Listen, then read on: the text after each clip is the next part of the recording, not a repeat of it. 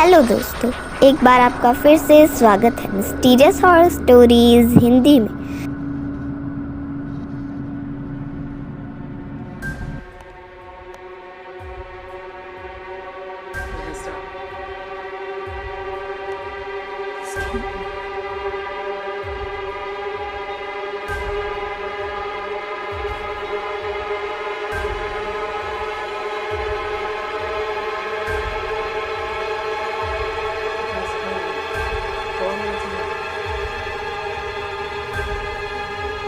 दोस्तों, एक रात में कई लोगों की जिंदगी जीते देखा होगा, पर क्या कभी एक रात में लोगों को एक के बाद एक दम तोड़ते देखा है?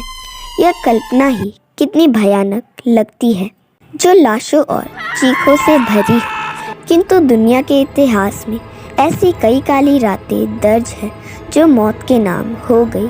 वह काली रात थी जो बार बार आई, और जब भी आई अपने साथ लाखों जाने ले गई।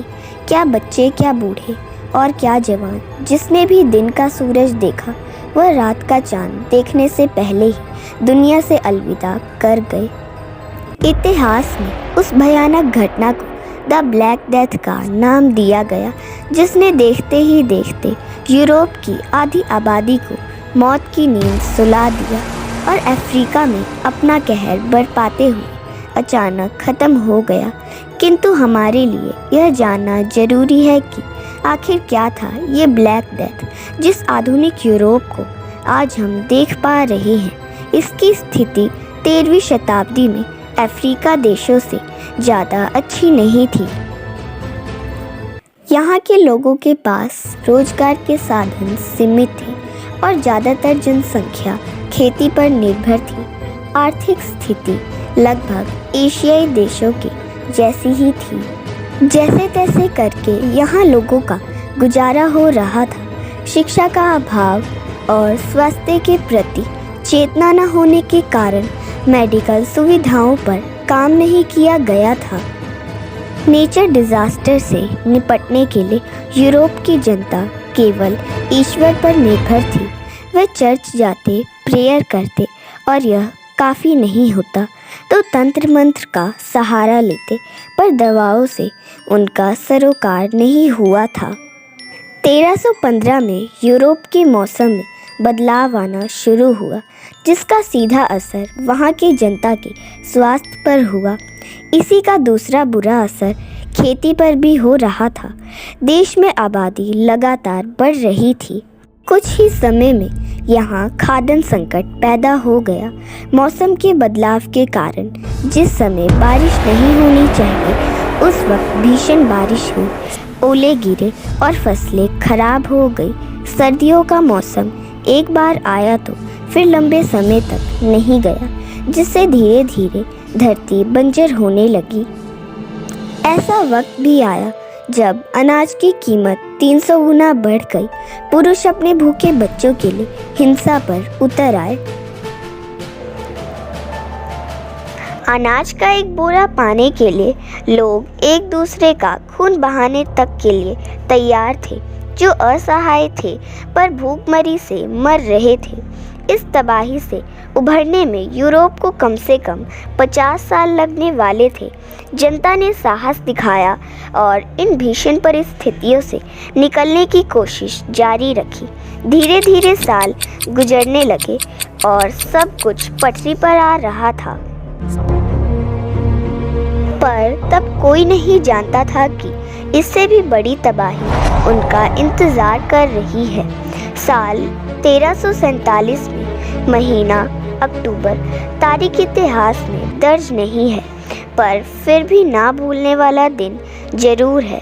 यूरोप की हवा आम दिनों की तरह ही खुशनुमा थी।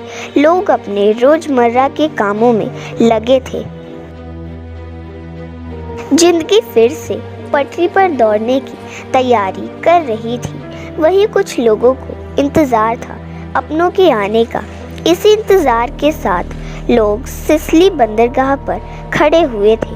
दरअसल यहाँ कुछ व्यापारिक जहाज लौट रहे थे और इन जहाज़ों पर गए कामगारों के परिवार वाले उत्सुकता के साथ उनका इंतजार कर रहे थे।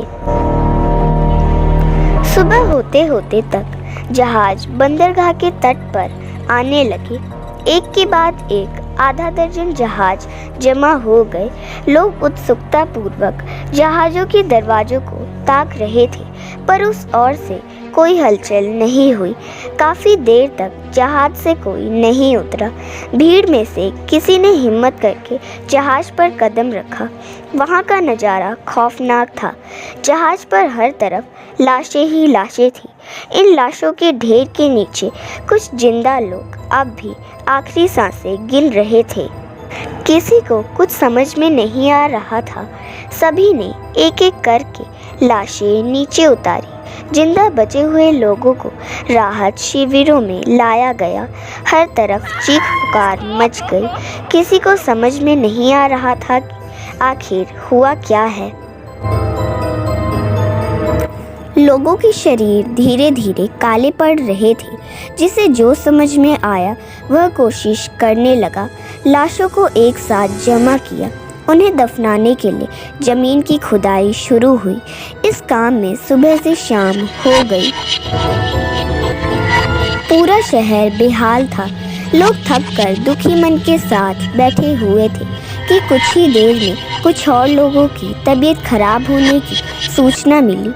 ये वह लोग थे जो जहाज पर नहीं गए थे, बल्कि उन मरीजों की सेवा कर रहे थे जो जहाज से उतरे थे। इसके बाद देखते ही देखते कई लोग बीमार होने लगे। चारों ओर चीखें गूंज उठी। कोई कुछ समझ पाता इसके पहले ही ईश्वर ने उन्हें अपने पास बुला लिया। हे गाइस, आई होप आपको ये कहानी पसंद आई होगी। प्लीज़ मेरे चैनल को सब्सक्राइब करना ना भूलें और आपके कमेंट्स का बेसब्री से इंतज़ार रहेगा। Thank you so much to my subscribers and YouTube. तो मैं मिलती हूँ एक और हॉरर स्टोरी के साथ। बाय।